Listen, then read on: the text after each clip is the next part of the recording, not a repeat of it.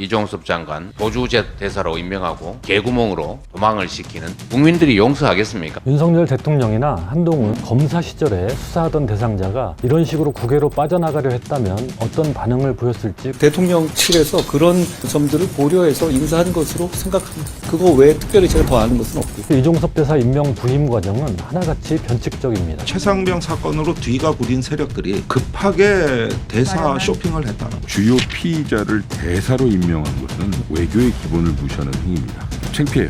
이 전 장관이 통화한 유선 전화번호의 가입자명이 대통령실이었습니다. 이렇게 수사망이 좁혀오자 이 전 장관을 외국으로 빼돌리려 한 게 아니냐는 의심이 더욱 증폭되고 대통령을 보호하기 위해서 그랬다라고 저희가 추측과 분석을 할 수밖에 없어요. 이거는 임기가 끝나고 나면 더 큰 문제가 될 것 같다. 그 뿌리는 검찰에서 찾을 수 있습니다. 죄가 있어도 내가 아니라고 하면 그만이라는 오만함이 법적인 안정장치들을 그냥 부수고 가는 폭력적인 방식의 윤석열 대통령의 국가 운영, 이것에 대해서 대한민국 국민들께서 이번 총선에서 최상병과 함께 금조에 휩쓸렸다가 구조된 해병대 장병의 어머니가 지금의 사태에 대해 호소하는 글로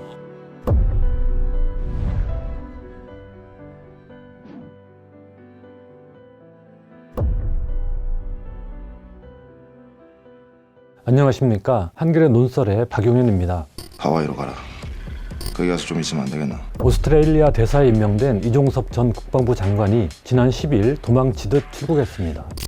왜 이렇게까지 해병대 최수근 상병 순직 사건 수사에 외압을 가한 혐의로 수사를 받고 있는 이 전 장관을 갑자기 대사로 임명해 국외로 빠져나가도록 한 이유를 도무지 납득할 수 없습니다. 수사를 회방놓음으로써 법치를 파괴하고 외교적으로도 국격을 추락시키는 이런 선택이 정상적인 판단하에 나왔다고 보기 어렵습니다. 법과 원칙, 상식을 뒤집고 국정을 내키는 대로 운영하겠다는 오만과 무도함이 느껴집니다. 국민을 무지몽매한 존재로 여기지 않는 한 벌어질 수 없는 일입니다. 그 뿌리는 검찰 정권에서 찾을 수 있습니다. 하나씩 짚어보겠습니다.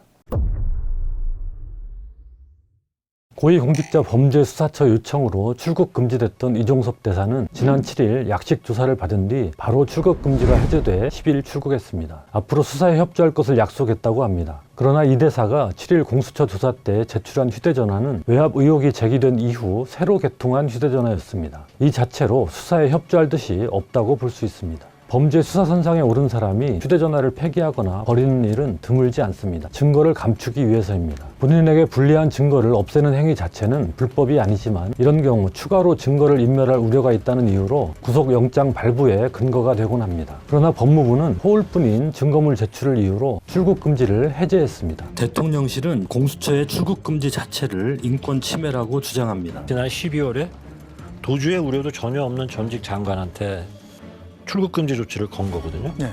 그러고도 조사를 안 했습니다. 조사도 하지 않으면서 이렇게 출국 금지를 길게 연장시키면서 적용한 것은 이건 누가 봐도 이건 기본권 침해고 사실은 수사권 남용입니다. 황당한 아전 인수식 주장입니다. 이탄이 더불어민주당 의원의 반박입니다. 작년에 파리에 있던 송영길 전 대표가 출금되고 귀국한 것이 4월 24일입니다. 검찰에서 처음 소환한 게 12월 8일입니다. 8달 걸렸습니다. 이번에 공수처에서 3달 동안 수사 준비하고 있었습니다. 대통령실에서는 3달도 너무 길다 이야기하는데 공수처에서 3달 걸리는 것이 정상 범위를 넘었습니까? 그렇지 않습니다. 제가 뭔가를 두둔하고자 하는 것이 아닙니다. 공평하게는 해야 될 거 아닙니까? 출국 금지 여부와 무관하게 이 전 장관이 공수처 수사 대상이었다는 사실은 변함이 없습니다. 윤석열 대통령이나 한동훈 국민의힘 비상대책위원장이 검사 시절에 수사하던 대상자가 이런 식으로 국외로 빠져나가려 했다면 어떤 반응을 보였을지 궁금합니다.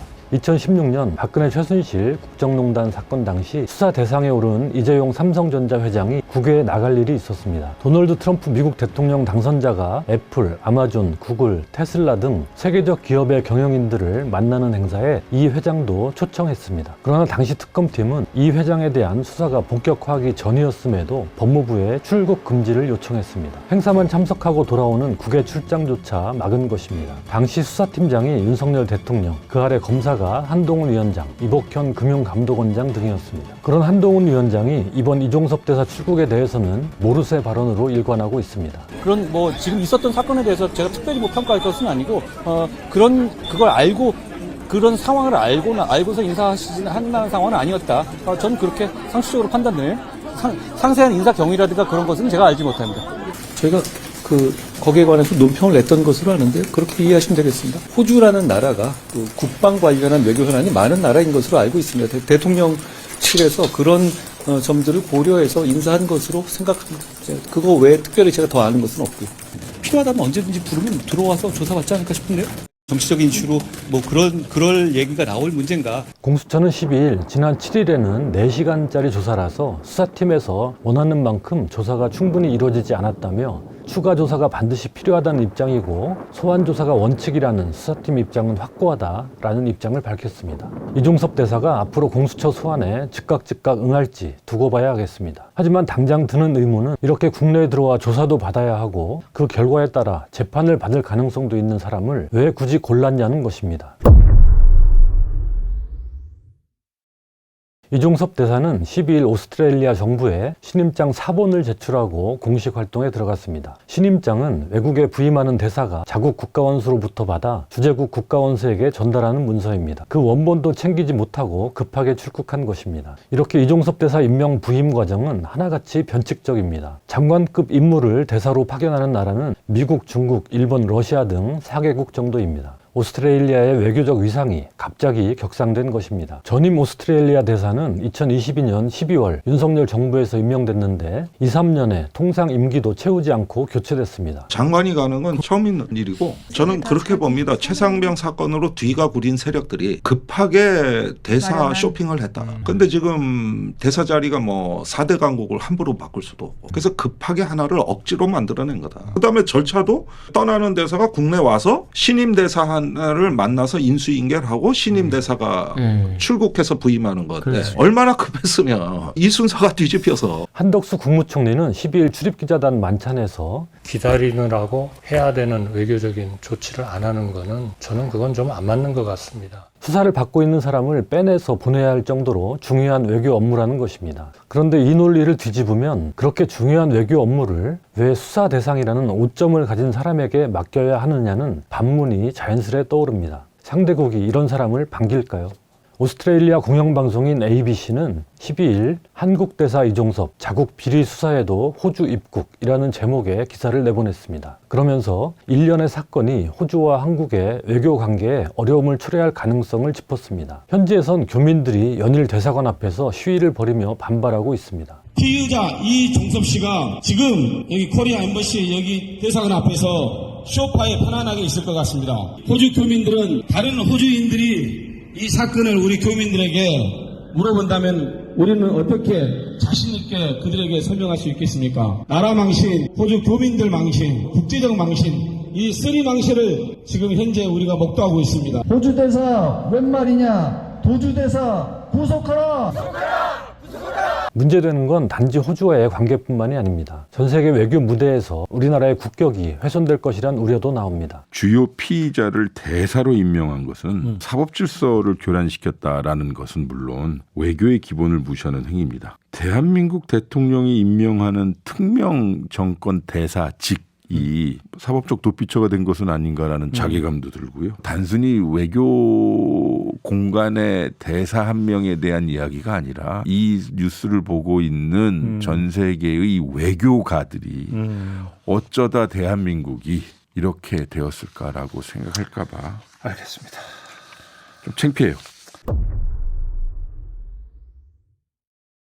정부가 무리수를 두는 이유는 어렵지 않게 짐작할 수 있습니다. 공수처 수사가 진척되면서 이종섭 전 장관의 수사 개입, 나아가 대통령실의 개입 정황이 속속 드러나고 있습니다. 해병대 수사단이 경찰에 넘긴 사건 기록을 국방부가 회수해 조사본부에 재검토를 맡겼는데 당시 조사본부가 난색을 표하자 이 전 장관이 직접 재검토를 명령했다는 관계자 증언을 문화방송이 보도했습니다. 또 이 전 장관이 해병대 수사단 수사 결과 발표를 취소하라고 지시하기 직전 대통령실로부터 전화를 받은 사실을 공수처가 통화 내역 분석을 통해 확인했다는 보도도 있었습니다. 이 전 장관이 통화한 유선 전화번호의 가입자명이 대통령실이었습니다. 이렇게 수사망이 좁혀오자 이 전 장관을 외국으로 빼돌리려 한 게 아니냐는 의심이 더욱 증폭되고 있습니다. 결국에는 결론 하나일 수밖에 없을 것 같아요. 대통령을 보호하기 위해서 그랬다라고 저희가 추측과 분석을 할 수밖에 없어요. 이거는 임기가 끝나고 나면 더 큰 문제가 될 것 같다라는 생각이 듭니다. 그렇습니다. 자충수입니다. 애초 수사 대상은 대통령실이나 이 전 장관이 최상병 순직 사건 수사에 불법적으로 개입했는지 여부였는데 이제 범인 도피라는 또 다른 의혹이 더해졌습니다. 더구나 이번엔 대사 임명권자인 윤 대통령이 옴짝달싹할 수 없는 직접 당사자로 부상했습니다. 스스로 이를 키운 것입니다. 조국혁신당, 녹색정의당 등이 윤석열 대통령과 박성재 법무부 장관, 조태열 외교부 장관 등을 직권남용과 범인 도피 등 혐의로 공수처에 고발했습니다. 공수처는 이를 최상병 순직 사건 수사 외압 수사를 담당하는 수사사부에 배당해 정식 수사에 착수했습니다. 더불어민주당은 이종섭 전 국방부 장관의 도피성 출국 과정 위법행위 진상규명을 위한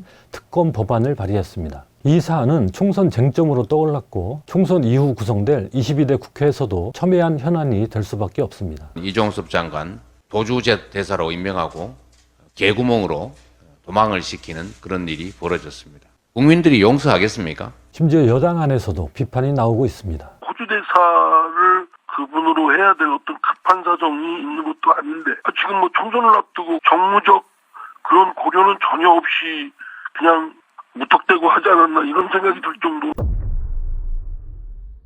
이종섭 대사 임명은 이렇게 논란이 될 게 너무 뻔한데도 노골적으로 단행됐다는 점이 놀랍습니다. 국정을 운영하는 데는 법과 원칙, 관행, 상식 등 고려해야 할 게 많습니다. 그러나 현 정부는 이런 정당화 근거들을 하찮게 여기고 고난을 내키는 대로 휘두른다는 느낌을 지울 수 없습니다. 유사한 장면을 이미 여러 번 목도했습니다. 고발사주 사건으로 기소돼 재판받고 있던 손준성 검사를 검찰의 꽃이라고 하는 검사장으로 승진시킨 일이 떠오릅니다. 손 검사장은 결국 유죄 판결을 받았습니다. 윤 대통령은 배우자의 범죄 혐의를 수사하기 위한 김건희 특검법에 대해서도 거부권을 행사했습니다. 이번에는 윤 대통령 자신도 관련 있는 최상병 순직 수사외압 사건의 당사자인 이 전 장관을 대사로 임명했습니다. 국민 눈치를 보지 않는 오만무도한 국정의 끝판입니다. 그 뿌리는 검찰에서 찾을 수 있습니다. 수사 기소권을 한 손에 쥔 우리나라 검찰은 견제받지 않는 무소불위의 권력이라는 비판을 받고 있습니다. 범죄 혐의가 인정되더라도 검사의 재량으로 기소하지 않을 수 있다는 기소 편의주의가 법에 규정돼 있습니다. 그런데 이를 무한정 확장해 죄가 있고 없음을 검찰이 농단하는 지경에 이르렀습니다. 검찰이 처벌하기로 마음먹으면 먼지털이식 수사로 어떻게든 꼬투리 잡아 처벌하고 또 봐주기로 마음먹으면 온갖 법기술을 동원해 어떻게든 봐줍니다. 검찰의 제 식구 감싸기가 아무렇지 않게 이루어져 온 이유입니다. 윤석열 대통령은 이 같은 검찰의 악습을 국정에도 그대로 적용하는 듯합니다. 죄가 있어도 내가 아니라고 하면 그만이라는 오만함이 아니라면 손준성 검사장 승진, 김건희 특검법 거부, 이종섭 대사 임명 등 일련의 일탈적 국정 운영이 설명되지 않습니다. 야당과 언론의 견제와 비판에도 눈 하나 꿈쩍하지 않습니다. 이는 법치도 아니고 민주주의도 아닙니다. 저는 가해자 피해자를 뒤집어서 박정훈 대령을 항명죄로 구속영장 청구도 하고 출국금지 수사 이런 법적인 절차적인 안정장치들을 그냥 부수고 가는 폭력적인 방식의 윤석열 대통령의 국가 운영, 이것에 대해서 대한민국 국민들께서 이번 총선에서 반드시 심판하실 것이라는 점을 말씀드립니다. 최근 한국의 민주주의가 후퇴해 독재화가 진행 중이라는 외국 연구기관의 보고서가 발표됐습니다. 스웨덴 예테보리 대학의 본부를 둔 민주주의 다양성 연구소가 지난 7일 공개한 연례보고서 민주주의 리포트에서 한국은 법치, 견제와 균형, 시민의 자유 등으로 구성된 자유민주주의 지수에서 0.6점을 받아 179개 나라 중 47위를 기록했습니다. 2019년 18위, 2020년과 2021년 17위였다가 2022년 28위로 내려앉았고 2023년 다시 19계단이나 떨어진 것입니다. 보고서는 한국을 독재화가 진행 중인 42개국 중 하나로 꼽았습니다. 독재화, 섬뜩한 말입니다. 하지만 요즘 많은 시민들이 체감하는 그대로가 아닐까 싶습니다. 최상병과 함께 급료에 휩쓸렸다가 구조된 해병대 장병의 어머니가 지금의 사태에 대해 호소하는 글로 마치겠습니다. 김영남 군인권센터 사무국장이 대신 읽었습니다. 있을 수 없는 일들이 벌어지고 있습니다. 국민의 대표들이 할 일을 제때 하지 않으면 힘없는 국민들은 불의한 권력이 원하는 길로 끌려갈 수밖에 없습니다. 앞으로 이런 일은 더 많이 벌어질 것입니다. 임성근 사단장도 이종섭 장관도 책임 있는 사람은 다 권력 뒤에 숨어 멀리 도망갑니다. 막아주십시오. 수근이의 죽음을 남은 아이들의 트라우마를 생각해 주십시오. 아이들에게 부끄럽지 않은 나라를 만들어 주십시오.